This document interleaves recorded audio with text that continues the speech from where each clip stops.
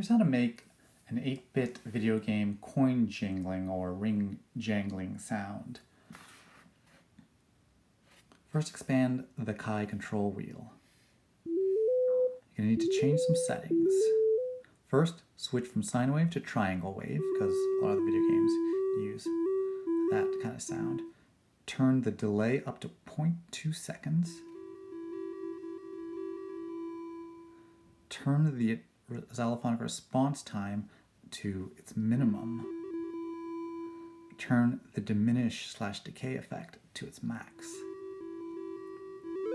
And finally, you're going to want to maximize the number of octaves shown.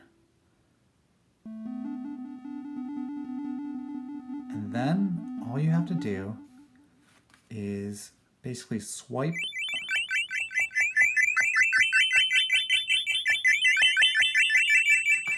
a little easier for you.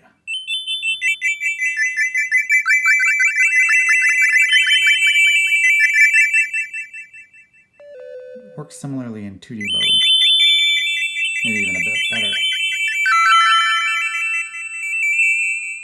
And that's how you make a coin ring sound with the xalophone.